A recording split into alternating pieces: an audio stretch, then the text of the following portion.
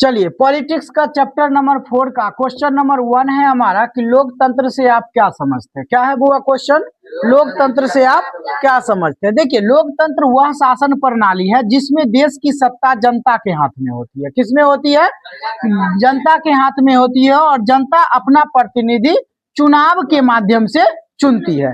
यानी लोकतंत्र शासन का वह प्रणाली है, शासन की एक ऐसी प्रणाली है जिसमें सरकार जो है वो जनता के द्वारा चुनी जाती है और यह चुनाव के द्वारा तय की जाती है ना।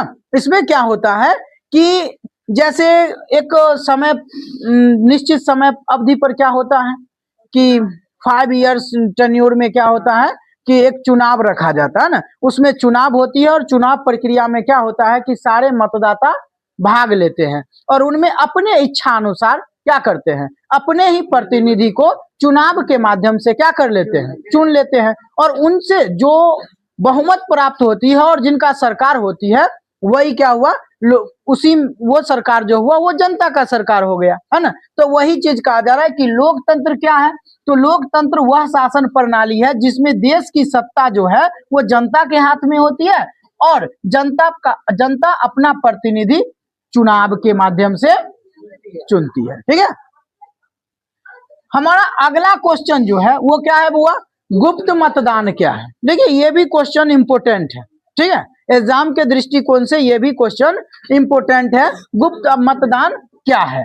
देखिए, गुप्त मतदान वह प्रणाली है जिसमें मतदाता अपना वोट किसे दे रहा है ये किसी को पता नहीं होता था, है ना। यह बस जाता था और वोटिंग करके चुपचाप चले आता था। इसमें किसी को पता नहीं चलता था कि हम किसे दे रहे हैं नहीं दे रहे हैं, है ना, ये बात किसी को पता नहीं चलती। अभी डिजिटली वोटिंग होता है जिसमें पता चल जाता है कि कौन किसको वोट दे रहा है ना। लेकिन गुप्त मतदान में क्या होता था कि गुप्त मतदान प्रणाली में एक जो मतदाता होता था वो अपना वोट किसे दे रहा है ये किसी को पता नहीं होता था। ठीक है, अगला क्वेश्चन है हमारा कि लोकतांत्रिक सरकार के कोई 2 गुण लिखें। अगला क्वेश्चन क्या है कि लोकतांत्रिक सरकार के कोई 2 गुण लिखें। देखिए, लोकतांत्रिक सरकार के 2 गुण इस प्रकार हैं। पहला है कि यह सरकार लोगों द्वारा चुनी जाती है।